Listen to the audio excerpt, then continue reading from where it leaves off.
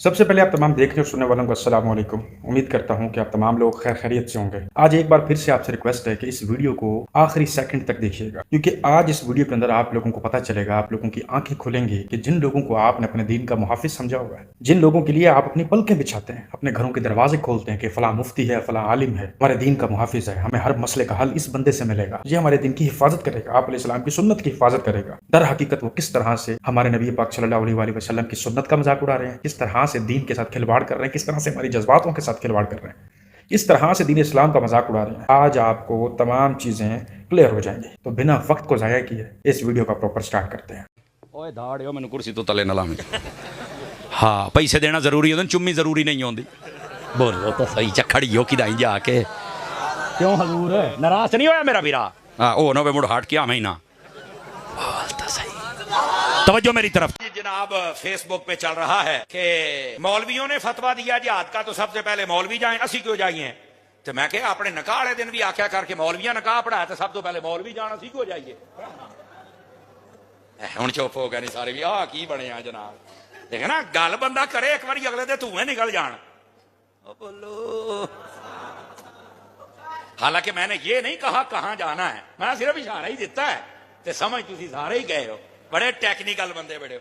देखो ना जिहाद का जी मौलविया जिहाद का फतवा दिता ते मौलवी जान, ते जदों निकाह पढ़ाउंदे ने उदों भी सानू भी करिया कर को जा। अब सबसे पहले आप लोग ये जान लें, ये जो मुफ्ती समर को, जिसको आपने मुफ्ती बोला हुआ है, हालांकि ये बंदा एक मिरासी है। जब आप एक जाहिल को, एक मस्खरे को, एक मिरासी को मिंबर रसूल सल्लल्लाहु अलैहि वसल्लम पर बिठाएंगे तो फिर आपको ऐसे ही सवालों के जवाब दिए जाएंगे। क्या नबी पाक सल्लल्लाहु अलैहि वसल्लम के दौर के अंदर किसी ताबी या किसी सहाबी ने ये सवाल नहीं किया होगा कि फलां सहाबी या फलां ताबी या फलां खुलफाए राशिदीन में से हमें जहाद की तरगीब दे रहे हैं, तो उनको बोले वो भी हमारे साथ जाएं? ये करंडम सा सवाल है। अब जैसा कि आज के दौर के अंदर कोई सहाबी मौजूद नहीं, ना ही कोई ताबी मौजूद है, ये किन को करना है? कहाँ से आसमान से फरिश्ते उतरेंगे? यही वो मौलवी हजरात और मुफ्ती हजरात जो फ्रंट मैन बनेंगे, लीड करेंगे। जब हजरत इमाम मेहदी अलैहिस्सलाम मुसलमानों की कमान को संभालेंगे, जब हजरत ईसा अलैहिस्सलाम आएंगे, और तब जब जहाद होगा, तो क्या तब भी ये मौलवी यही बकवास करेंगे?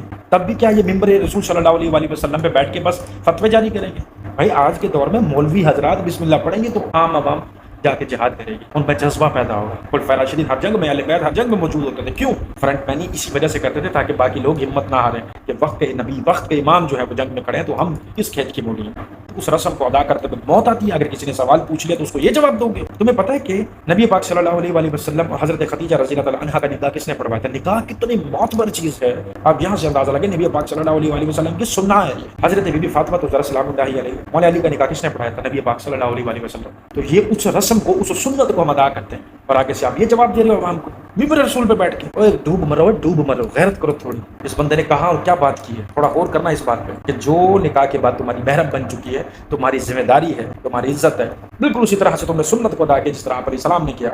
उनके बारे में ये बकवास कर रहा है बंदा बैठ के। ये मौलवियों को फिर आगे भेजा करो ना, जब निकाह हो जाया करे तो अपने बेडरूम के अंदर। अगर अभी भी तुम लोगों में, मतलब अभी भी तुम लोगों की अगर गैरत नहीं ना जागे, खुदा की इज्जत की कसम, कभी जिंदगी में जागे नहीं सकते। इससे ज्यादा और मैं कुछ नहीं कह सकता। मैंने अपने अब्बा से कहा कि अब्बा जान इस्लाम कबूल। अब्बा ने कहा कि बेटा इस्लाम तो हम कबूल कर लेंगे, लेकिन कौन सा इस्लाम कबूल करेंगे? मैंने कहा कि अब्बा इस्लाम एक ही है, इन्ना दीन इंदा इस्लाम, कि अल्लाह के नजदीक दीन तो दीन इस्लाम ही है।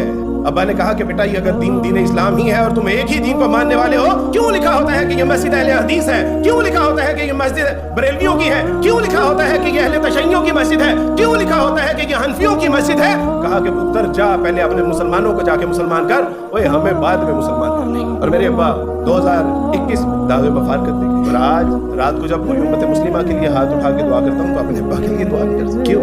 क्योंकि आपकी फिरका वारियत से उम्मत मुस्लिमा को ही नुकसान नहीं पहुंचा, बल्कि मेरे अब्बा भी बगैर ईमान के इस दुनिया से नुकसान। अब्दुल वारिस गिल साहब, बहुत बहुत अफसोस हुआ ये सुन के कि आपके वालिद मोहतरम इस्लाम कबूल किए बिना ही इस दुनिया से रुखसत हो गए। अब वाक़ियतन हम उनके हक में दुआ नहीं कर सकते। अल्लाह ताला की मर्ज़ी, वो बहुत गफूर रहीम है, वो उनको माफ़ करे ना करे ये अल्लाह पाक ही के हाथ में, अल्लाह पाक ही की मर्ज़ी है। जहाँ तक आपने ये सवाल किया है कि जो मुसलमान हजरात फ़िरक़े वारियत में पढ़े हैं, तो मेरे वालिद मोहतरम ने कहा पहले जाके अपने मुसलमानों को मुसलमान करो कि मस्जिद तो एक अल्लाह की है, लेकिन अलग अलग नाम है, हनफी, बरेलवी, اہل حدیث، اہل تشیع اور دیوبندیوں کی، تو پہلے ان کو مسلمان کرو کہ وہ ایک مسلمان ہو جائیں، فرقہ واریت سے ہٹ کے پھر مجھے کرنا۔ سر وہ بات بالکل ٹھیک ہے، آپ کی وجہ ہے آپ کی بات کہ یہ چیز فرقہ واریت اسلام کا حصہ بھی نہیں ہے، اور یہ چیز بہت غلط ہے۔ ہم غیر مسلموں کو بہت ہی غلط نظریہ دیتے ہیں اسلام کا، یہ بات بالکل وجہ ہے حقیقت ہے۔ لیکن پھر بھی سوال یہ ہے کہ آپ کے والد محترم حضرت عیسیٰ علیہ السلام کو ثم نعوذ باللہ اللہ پاک کا بیٹا یا وہ اللہ ہی مانتے تھے، ثم نعوذ باللہ، تو کم سے کم دیوبندی ہو گئے، اہل حدیث ہو گئے، بریلوی ہو گئے، وہابی ہو گئے، جو مرضی فرقے ہیں، کم سے کم وہ مسلمان اللہ وحدہ لا شریک پہ ایمان تو رکھتے ہیں۔ ہمارے نبی پاک صلی اللہ علیہ وآلہ وسلم نے جو بھی ہم تک کلمات پہنچائیں، ان کلمات کے رسول سے ہمارا یہ ایمان ہے کہ حضرت عیسیٰ علیہ السلام اللہ کے بندے تھے، اللہ کے رسول تھے، اگر وہ اللہ کے بیٹے نہیں ہو سکتے، اللہ ان تمام چیزوں سے پاک۔ آپ کو چاہیے تھا کہ کم سے کم آپ اپنے والد کو یہ ضرور سمجھاتے کہ مرنے سے پہلے آپ اتنا دیکھ لیں کہ اللہ وحدہ لا شریک ہے، یہ مذہب اسلام ہمیں سکھا رہا ہے۔ عیسیٰ علیہ السلام اللہ کے رسول ہیں اور بندے ہیں، یہ بھی اسلام ہمیں سکھا رہا ہے، ہمیں کرسچینٹی نہیں سکھا رہا، عیسائیوں کا مذہب نہیں سکھا رہا، چاہے 1000 فرقے ہیں مسلمانوں کے طبقے کے اندر، مگر ان کا ایمان عیسائیوں کے ایمان کی طرح کمزور ہے۔ تو یہ میرا اوپینین تھا، یہ تمام ہیں مسلمان بس فرقہ واریت میں بٹے ہوں۔ آپ کی کیا رائے ہے وہ مجھے کمنٹ میں ضرور بتائیے۔ اسی سنی ہے نا، ہر پاسوں سن ہوئے پہ سانو کسی شے نال کوئی غرض نہیں، سانو فرق ہی نہیں پیندا، ہر شے تو سننا۔ ایک جگہ پہ گیا، قاری صاحب گل سننے والی، 20 سال بندہ امام رہا ہے، کتنا 20 سال عمر دا ایک حصہ گزار گیا، 20 سال امامت کرواتا رہا ہے، 20 سال کے بعد انتظامیہ نے اس امام کو نکال دیا ہے۔ ہن اے سنو کہ کڑیا کیوں ہے؟ اسی سنی ہے نا، ہر پاسوں سن ہوئے پہ سانو کسی شے نال کوئی غرض نہیں، سانو فرق ہی نہیں پیندا، ہر شے تو سننا۔ 20 سال جس کے پیچھے نمازیں پڑھی ہیں نا، تو وہ مسجد کا صدر جو تھا، میں نے اس سے پوچھا کہ جی کیوں کٹیا؟ وہ آندے نے جی وہ وہابی ہو گیا سی۔ کی ہو گیا سی؟ پیار نہ لاکھو، کی ہو گیا سی؟ وہابی۔ جس طرح میرے بارے چ تو باہر ادھے لوگ سوڈی والے کہندے نے جی دیوبندی تے ادھے کہندے نے اہل حدیث ہے، سنی کہندے نے جی سنی نہیں ہے تے شیعہ کہندے نے شیعہ بھی نہیں ہے، ہر بندہ وکھرا وکھرا ٹول میرے پیچھے وجائی رکھدا ہے کہ جی پتہ نہیں کی شے ہے۔ تو وہ 20 سال ان کے پیچھے نمازیں پڑھتے رہے، کہتا ہے جی وہ وہابی ہو گیا تھا۔